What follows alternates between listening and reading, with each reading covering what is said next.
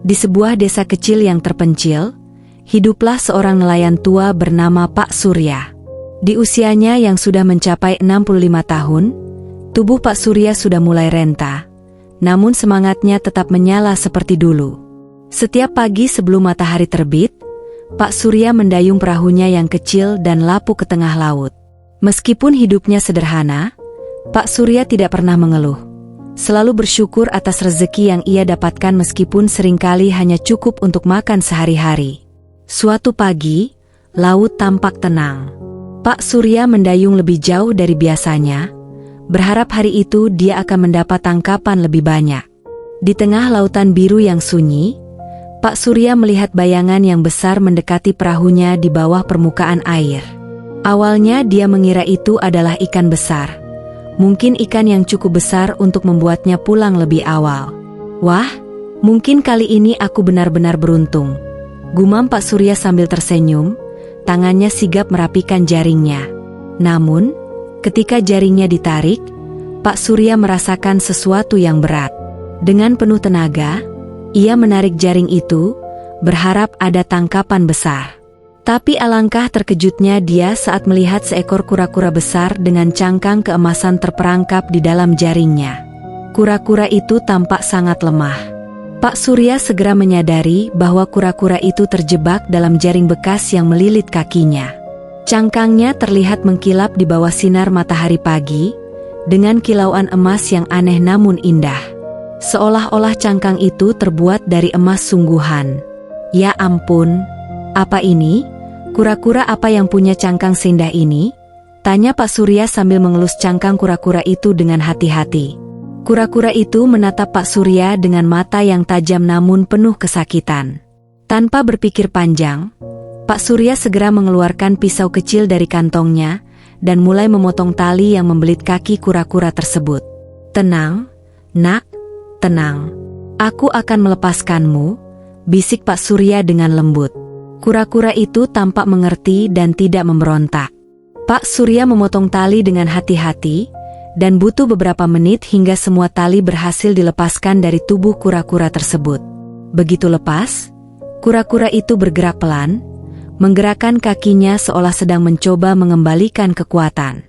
Kamu sekarang bebas, nak, kembalilah ke lautan, kata Pak Surya sambil tersenyum. Namun, alih-alih berenang pergi, kura-kura itu tetap di sana, menatap Pak Surya dengan sorot mata yang tidak biasa. Mata kura-kura itu memancarkan cahaya lembut, penuh terima kasih. Pak Surya merasa ada sesuatu yang berbeda dari kura-kura ini. Terima kasih telah menolongku, manusia baik hati. Tiba-tiba terdengar suara yang dalam dan lembut, membuat Pak Surya hampir terjatuh dari perahunya. Dia melihat ke sekeliling, bingung dan tercengang. Apa tadi kamu bicara padaku? Tanya Pak Surya dengan suara bergetar. Kura-kura itu mengangguk pelan. Benar, aku bukan kura-kura biasa. Aku adalah kura-kura emas, yang telah hidup selama 1000 tahun di lautan ini. Karena kebaikanmu, aku kini selamat dari bahaya yang hampir merenggut hidupku. Dan sebagai ungkapan terima kasih, aku akan memberimu hadiah yang bisa mengubah hidupmu selamanya. Pak Surya masih terdiam, tidak tahu harus berkata apa. Dalam hati, dia masih tidak percaya apa yang baru saja dia dengar.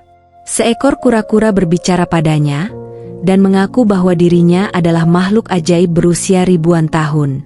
Namun, setelah beberapa saat, Pak Surya tersadar dan menjawab, "Tapi aku tidak butuh hadiah, kura-kura. Menolongmu saja sudah membuat hatiku senang." Kura-kura emas menggelengkan kepalanya pelan. Kamu memiliki hati yang baik, Pak Surya. Namun, meskipun kamu tidak memintanya, aku akan tetap memberikan hadiah ini sebagai rasa terima kasih. Karena kebaikanmu, hidupmu akan berubah selamanya. Kura-kura emas kemudian memberi Pak Surya sebuah petunjuk, menyuruhnya untuk pergi ke tempat tertentu di lautan, tempat di mana ia akan menemukan sesuatu yang sangat berharga. Pak Surya mendengarkan dengan seksama, mencoba mengingat setiap detail petunjuk yang diberikan. Kamu akan menemukan harta karun yang tersembunyi di dasar laut. Harta itu adalah warisan kuno yang telah dijaga selama berabad-abad. Dengan itu, kamu akan bisa hidup dengan lebih baik dan membantu banyak orang di sekitarmu, ujar kura-kura emas. Pak Surya mengangguk, meskipun hatinya masih dipenuhi oleh rasa takjub dan bingung. Terima kasih, kura-kura. Aku tidak tahu bagaimana bisa membalas kebaikanmu. Kura-kura emas tersenyum lembut. Tidak perlu membalas apapun, Pak Surya. Kebaikanmu adalah imbalan yang cukup bagiku. Ingatlah, harta itu harus digunakan dengan bijaksana. Setelah berkata demikian, kura-kura emas bergerak pelan menuju tepian perahu, lalu menyelam kembali ke dalam lautan, meninggalkan kilauan keemasan di permukaan air. Pak Surya hanya bisa menatap air yang bergelombang ringan, merasa seperti baru saja bermimpi. Dia mendayung perahunya kembali ke pantai dengan pikiran yang penuh. Dalam hatinya, Pak Surya bertekad untuk mengikuti petunjuk yang diberikan kura-kura emas esok hari. Meskipun masih sulit dipercaya, Pak Surya merasa ada sesuatu yang besar menantinya. Dengan rasa syukur, ia pun kembali ke gubuknya, berharap malam itu akan memberinya ketenangan untuk menghadapi hari esok yang penuh misteri. Malam itu, Pak Surya duduk di tepi pantai, memandangi langit yang penuh bintang. Ia merasa beruntung, dan dalam hatinya, ia mengucap doa untuk kura-kura emas yang telah memberinya kesempatan untuk memperbaiki hidup. Keesokan paginya, Pak Surya terbangun lebih awal dari biasanya. Dalam benaknya, petunjuk dari kura-kura emas masih terbayang jelas. Dengan hati penuh semangat, ia menyiapkan peralatannya dan mendayung perahunya menuju lokasi yang telah disebutkan oleh kura-kura emas. Meski perahunya sudah tua dan lapuk, Pak Surya tidak peduli. Perasaannya bercampur antara cemas dan penuh harapan. Tapi dia yakin ini adalah takdir yang harus ia jalani. Pak Surya terus mendayung hingga mencapai titik yang dijelaskan oleh kura-kura emas. Laut di sana tampak lebih tenang dan berkilauan, seolah-olah menyimpan misteri yang menunggu untuk ditemukan. Pak Surya menghentikan perahunya dan menurunkan jangkar dengan hati-hati. Baiklah, disinilah tempatnya, gumam Pak Surya sambil menatap dalamnya air laut yang biru dan dalam. Ia tidak membawa peralatan canggih, hanya jaring dan batu pemberat yang ia gunakan untuk menyelam seadanya. Dengan penuh keberanian, Pak Surya memasang pemberat di tubuhnya agar ia bisa menyelam lebih dalam. Jantungnya berdegup kencang saat ia mengucapkan doa dan berbisik pelan, "Tolong lindungi aku, Tuhan." Dan semoga kura-kura emas benar. Ia menahan napas, lalu menyelam ke dalam laut yang tenang. Air dingin langsung menyentuh kulitnya, namun Pak Surya terus menyelam semakin dalam, berpegang pada petunjuk kura-kura emas. Cahaya matahari yang menembus air semakin redup. Namun di kejauhan, ia melihat sesuatu yang tampak bersinar. Pak Surya mendekati benda bercahaya itu. Di antara karang-karang yang besar, ia melihat sebuah peti tua yang terlihat berbeda dari benda-benda lain di dasar laut. Peti itu memiliki ukiran rumit berwarna emas dan bercahaya, seolah-olah peti tersebut sudah menunggunya sejak lama. Ini pasti peti yang dimaksud, bisik Pak Surya dalam hati, merasa takjub. Dengan susah payah, Pak Surya menarik peti itu, lalu membawanya ke permukaan. Setelah sampai di perahu, ia menarik napas panjang, merasa sangat lelah namun puas. Tangannya gemetar saat ia mengelus peti yang terlihat sangat tua dan penuh misteri. Di atas perahunya yang goyah, Pak Surya akhirnya membuka tutup peti itu. Begitu terbuka, Pak Surya melihat kilauan emas dan permata yang belum pernah ia lihat sepanjang hidupnya. Di dalam peti itu terdapat tumpukan koin emas, permata berwarna-warni, dan perhiasan kuno yang indah. Pak Surya menatap harta tersebut dengan mata terbuka lebar, merasa seperti berada dalam mimpi. Ya Tuhan, ini lebih dari yang pernah kubayangkan, desis Pak Surya dengan suara bergetar. Mata tuanya berkaca-kaca, takjub pada harta yang begitu berlimpah di hadapannya. Namun di tengah rasa kagum itu, terlintas dalam benaknya pesan dari kura-kura emas, bahwa harta ini harus digunakan dengan bijaksana. Pak Surya menyadari bahwa harta ini bukan sekadar untuk dirinya sendiri, tetapi juga untuk membantu orang-orang di sekitarnya. Ketika akhirnya berhasil mengatur napas, Pak Surya menutup kembali peti itu dengan hati-hati. Setelah menata pikirannya, ia mendayung perahu kembali ke pantai.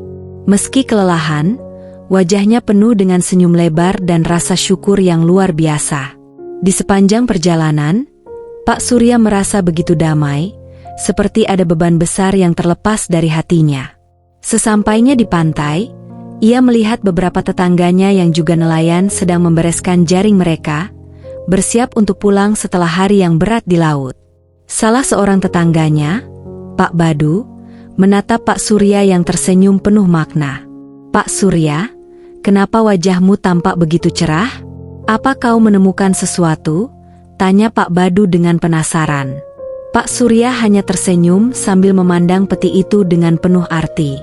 "Ah, Badu, mungkin ini rezeki yang tak terduga," jawabnya, lalu ia menambahkan, "Aku punya sesuatu untuk diceritakan, tapi mungkin nanti saja, kalau saatnya sudah tepat."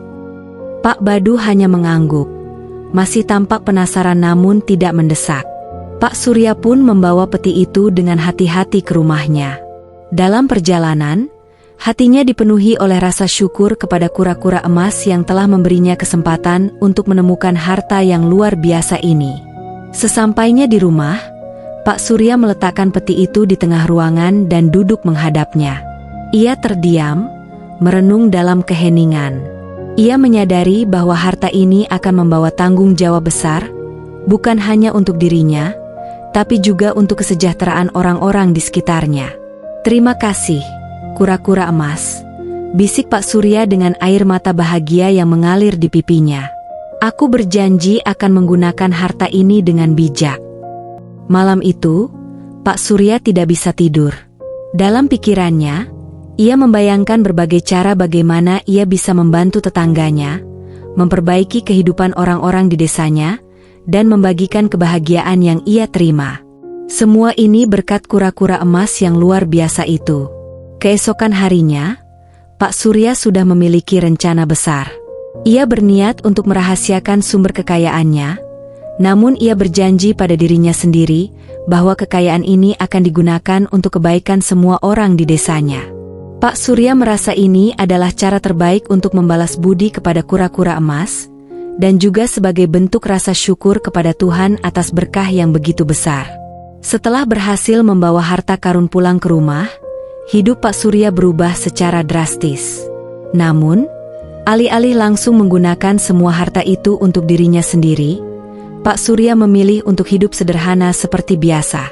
Dia tetap memakai pakaian yang sama, tetap pergi ke laut, dan masih menyalami para tetangganya dengan keramahan yang tak berubah. Namun, mulai terlihat perubahan besar di desanya. Pak Surya, tanpa mengungkapkan sumber kekayaannya, mulai melakukan hal-hal yang membuat hidup orang-orang di sekitarnya lebih baik. Dia membantu memperbaiki perahu nelayan-nelayan lain yang rusak, menyumbangkan jaring-jaring baru, dan bahkan membangun tempat penampungan ikan yang lebih baik untuk desa. Tetangganya, Pak Badu, yang juga nelayan tua, merasa heran dengan perubahan Pak Surya. Suatu hari, saat mereka sedang berada di pantai setelah melaut, Pak Badu mendekatinya dan berkata, "Pak Surya, saya perhatikan kau akhir-akhir ini banyak membantu kami. Dari mana kau mendapatkan uang untuk semua ini? Apa ada yang memberimu kekayaan mendadak?" Pak Surya tersenyum lembut, lalu menjawab, "Ah, Pak Badu, mungkin ini hanya rezeki yang Tuhan titipkan kepadaku. Aku merasa sudah sepantasnya membantu teman-teman di desa ini. Toh, selama ini kalian selalu ada untukku." Pak Badu terdiam sejenak, lalu mengangguk dengan wajah penuh syukur. "Kau memang orang baik, Pak Surya. Terima kasih atas bantuannya." Seiring waktu, desa tempat Pak Surya tinggal perlahan-lahan berubah. Para nelayan kini memiliki peralatan yang lebih baik, perahu-perahu yang lebih kokoh, dan tempat tinggal yang lebih layak. Kehidupan di desa yang dulunya penuh kesulitan kini menjadi lebih makmur, dan semua orang merasa lebih bahagia. Suatu sore, Pak Surya duduk sendirian di tepi pantai, memandangi laut dengan perasaan penuh rasa syukur. Angin bertiup lembut, dan suara ombak yang tenang menambah kedamaian di hatinya. Dalam hati, ia terus mengenang pertemuannya dengan kura-kura emas yang telah memberikan berkah ini. Tiba-tiba, suara yang familiar terdengar dari arah air.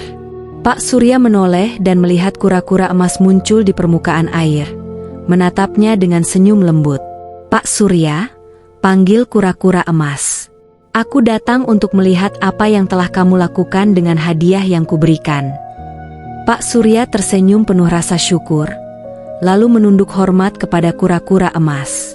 "Kura-kura, aku telah melakukan yang terbaik untuk membagikan berkah yang kau berikan.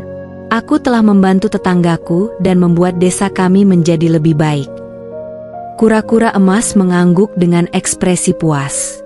"Kau telah menggunakan harta ini dengan bijak, Pak Surya. Aku senang mengetahui bahwa kebaikan hatimu tidak berubah, meski hidupmu kini lebih berkecukupan. Ingatlah, kekayaan sejati bukanlah sekadar harta, melainkan rasa syukur dan kebahagiaan yang bisa kau bagikan kepada orang lain." Pak Surya merasa haru mendengar kata-kata itu. "Terima kasih, kura-kura. Aku tidak akan pernah melupakan nasihatmu. Dan aku berjanji akan menjaga harta ini dan hanya menggunakannya untuk kebaikan." Kura-kura emas tersenyum bijaksana, lalu berkata, "Jika kamu selalu hidup dengan hati yang baik dan penuh syukur, kamu tidak akan pernah kekurangan apapun. Dan ingatlah, meskipun aku tidak akan selalu bersamamu, doa dan restuku akan selalu menyertaimu." Dengan kata-kata terakhir itu, kura-kura emas perlahan-lahan menyelam kembali ke dalam laut, meninggalkan kilauan lembut yang menghilang bersama riak air. Pak Surya hanya bisa menatapnya dengan mata berkaca-kaca, merasa sangat beruntung pernah bertemu dengan makhluk ajaib yang begitu baik hati.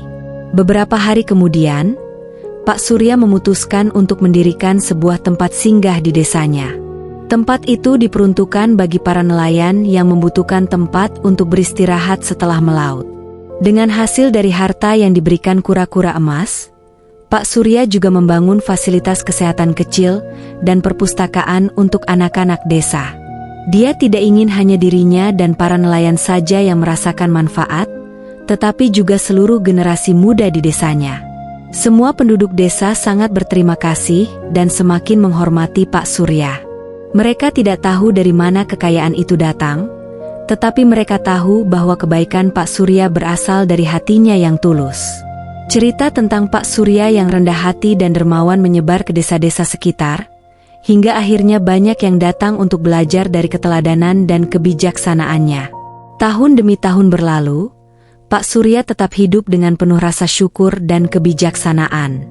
Meski usianya semakin tua, ia tetap menyempatkan diri untuk membantu orang-orang di desanya. Ia selalu mengingat nasihat kura-kura emas bahwa kekayaan sejati adalah berbagi kebahagiaan dan kebaikan hati. Kisah Pak Surya dan kura-kura emas pun menjadi cerita yang diceritakan turun-temurun di desa itu. Anak-anak desa tumbuh mendengar cerita tentang nelayan tua yang berhati baik yang pernah diselamatkan oleh kura-kura emas berusia 1000 tahun. Mereka belajar bahwa kebaikan dan rasa syukur dapat membawa kebahagiaan yang lebih besar dari segala harta benda. Dan di tengah cerita itu, di malam-malam yang sunyi, beberapa nelayan mengaku pernah melihat seberkas cahaya emas di tengah laut, seolah-olah kura-kura emas masih menjaga desa mereka dari kejauhan. Pak Surya percaya bahwa itu adalah tanda bahwa kura-kura emas selalu menjaga desa mereka dan akan selalu hadir untuk mereka yang hidup dengan hati yang baik.